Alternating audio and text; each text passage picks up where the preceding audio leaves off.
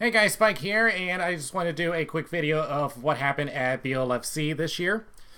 So, yeah, let me say that I've had a fabulous time in Reno, as always. So, let me start off with my time in the casino. I arrived on Thursday late at night because of my work I had to do in the morning. Now, Now, I arrived Thursday night, and of course, a train horn has to go off now. But I usually do craps, but because that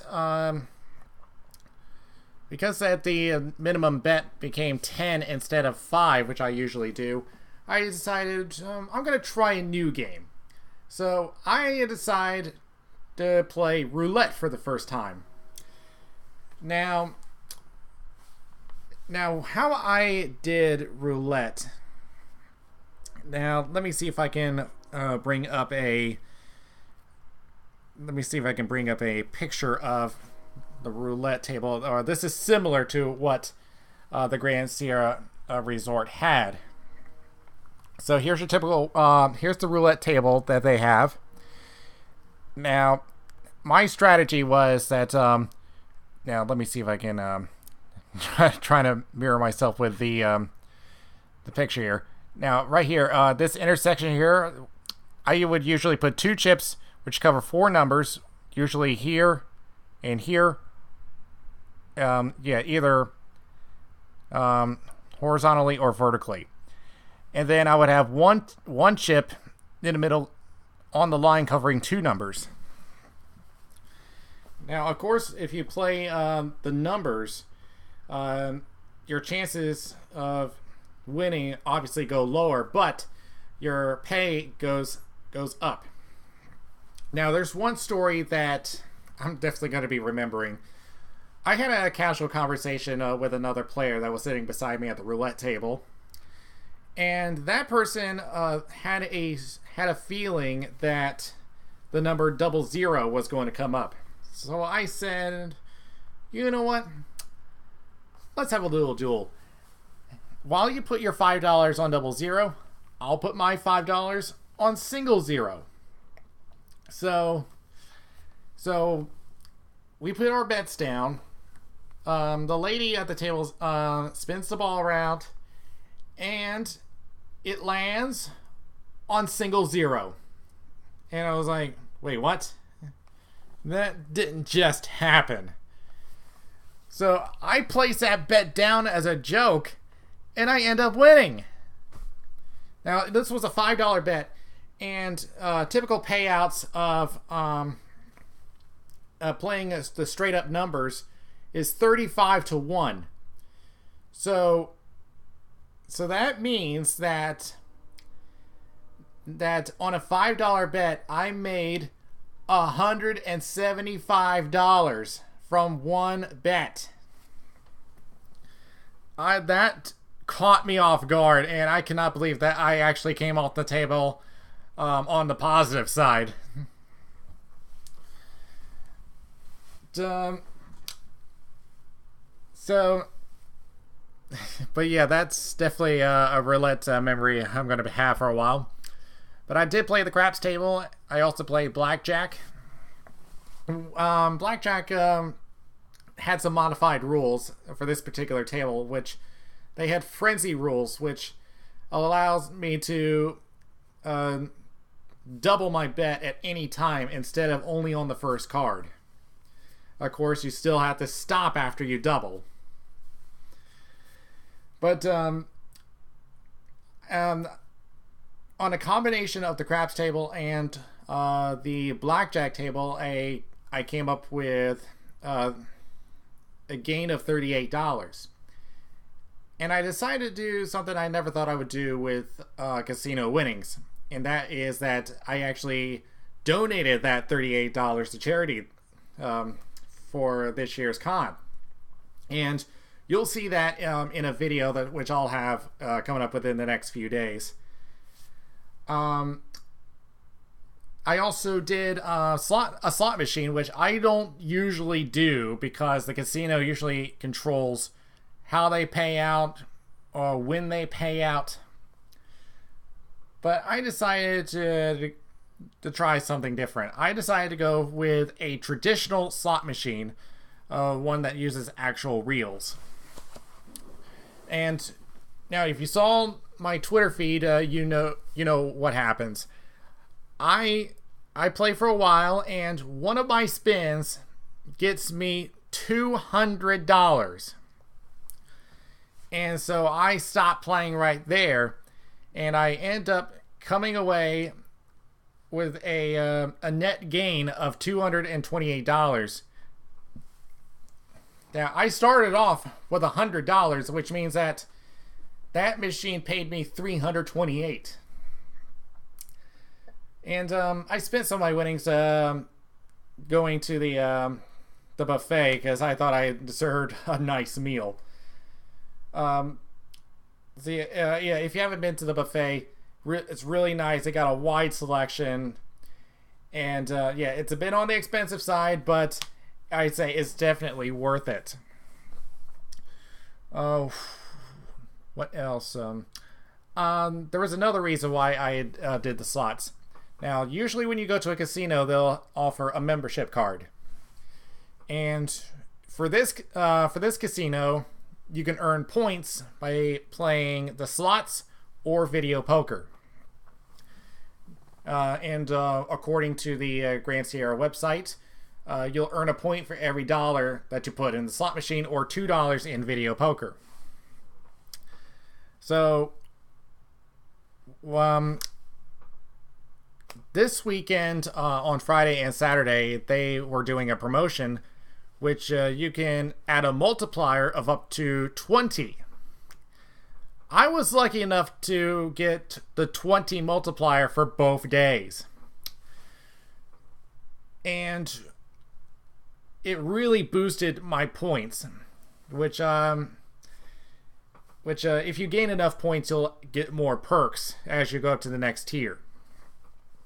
Now this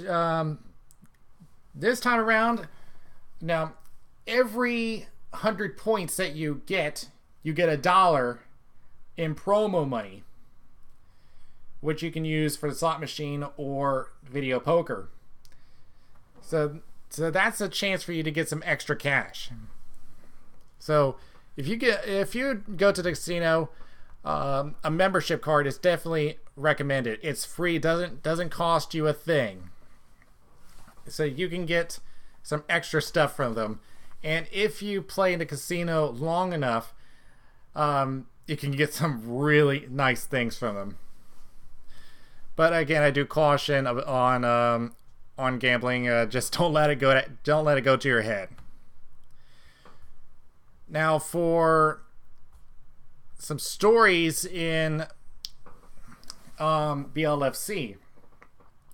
Now, I intended to meet with all my friends, but of course, I was so busy going to different panels and debuting Sapphire, my new Blue Jay fursuit, and she has got a lot of attention. People loved her, and I think this was about the most amount of pictures that I ever gotten in the 10 years that I have been going to fur cons.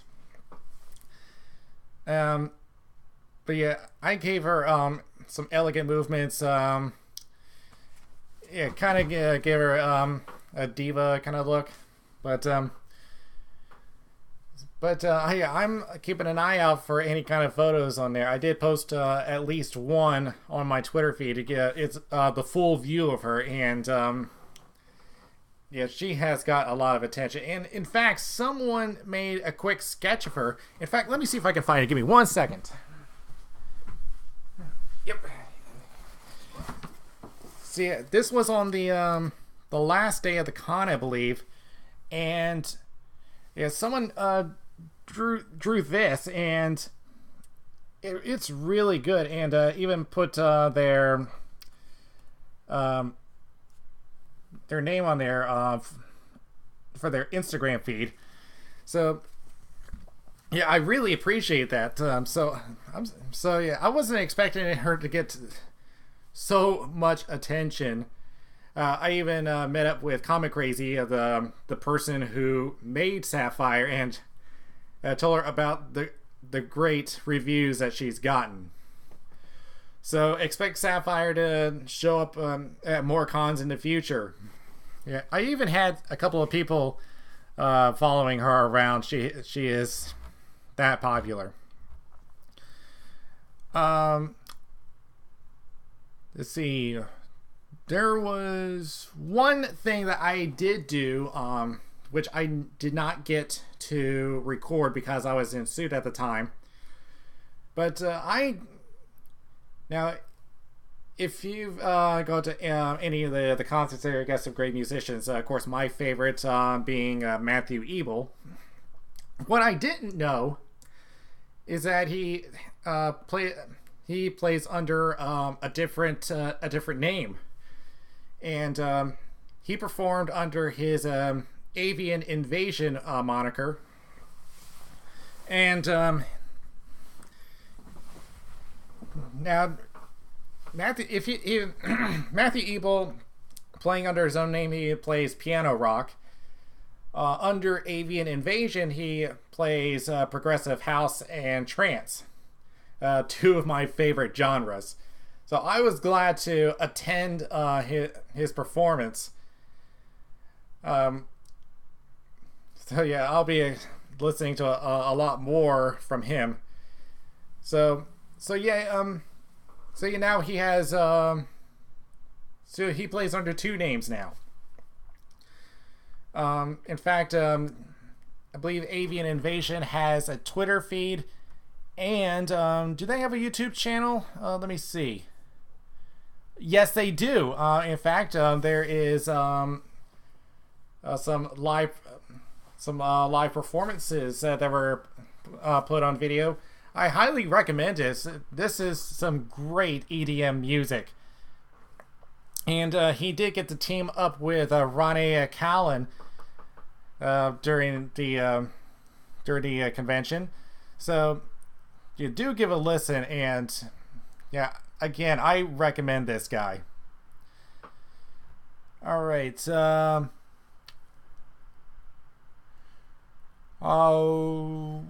Let's see. There are a couple of stories that have been spreading online. There are two of them. I'll start with the elevator incident. One of the elevators at the Grand Sierra Resort broke down. There were several people inside that were stuck for 45 minutes. Firefighters had to go there and try to get them out. But what I've been hearing was that it was getting so hot in there that people were actually stripping out of their clothes. Now, I don't know how air conditioning those elevators are, but if there's enough people in there, it will get steamy. That's probably not the right word for it. Anyway, but they did get out okay. Nobody needed a hospital visit. It was just unfortunate situation. And the other story, which has been much more widespread, and it's gained attention from furries around the world. This has to do with the group photo for this year's Fursuit Festival. A 10-year-old girl was in a tiger fursuit. Yeah, there were pictures of it on Instagram if you want to look for it. Two fursuiters, two mice fursuiters, were bullying her, calling her names and saying her fursuit sucked, and just kept putting her down. There were a couple of fursuiters that tried to stand up for her, but she was so upset that she ran out of the ballroom crying. And she ended up missing the group photo. Her name is Emma, by the way. But when this story spread, furries were so supportive of Emma. They were giving her encouragement via the blogs, video. There were even some that drew artwork for her. And I looked through Instagram and Twitter. There's actually a lot of artwork of Emma. And I was so impressed on how supportive that everybody was. It gave me new hope for the fandom, just by how supportive they were. So and as for the two fursuiters who started that mess, their badges were revoked, and to my knowledge, their identities are not known, and I do not believe they will be known. Only Emma and a couple of suitors know who they are, but I don't think they're going to speak out on that. And there were some fursuiters. There were some different mice fursuiters who were accused of this wrongfully. So yeah, just don't do that. Don't be blindly accusing different fursuiters just because they're a mice fursuiter. We don't know publicly who they are that did this. And again, I don't think we will know. Well, let's just be glad for Emma that everyone showed support for her. And last thing, the numbers. This year, I was pretty impressed with the numbers that they gave for charity. And this number is subject to change because BLFC may add to it if they have some extra revenue to spare. So as of this recording, the convention has raised a total of $30,145.62. And the closing ceremonies ran over, and I saw their reactions, and it was very emotional. And this was for a Safe Haven Wildlife Sanctuary. So, see, that's quite a number for them. And again, this number is this number may change. So, could be higher than that. And as for attendance, we don't have a number yet. I think they are.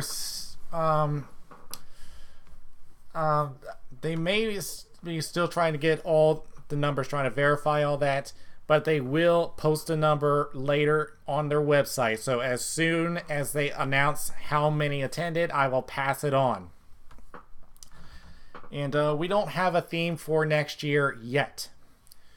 So they're still trying to get things settled for this year. But I am very sure that BLFC is going to make the top 3. I'm sure of it. Based on their tremendous growth over the past few years. To give you a comparison, this year, Furry Week in Atlanta brought in 5,193 attendees. For BLFC from last year, they had 5,138, which means that all that BLFC has to get is an extra 55 attendees to match FWA, which I'm very sure they did. Now, so I think they will at least make the number 3 spot. I don't think they're quite at the level of Anthocon yet. Anthocon from last year was 7,544, though it looks like it's peaking. So I think BLFC may surpass Anthrocon down the road, but I don't think it's this year, and it may be like a few more years down the road before they match their numbers. And yeah, and I'm very sure that they have not beat Midwest Fur Fest. You would need over 3,500 extra attendees, which I don't think they did. That's quite a long shot, but I think they'll at least make the top 3. So I think that is it. 20 minutes on the dot. All right. I will see you guys later.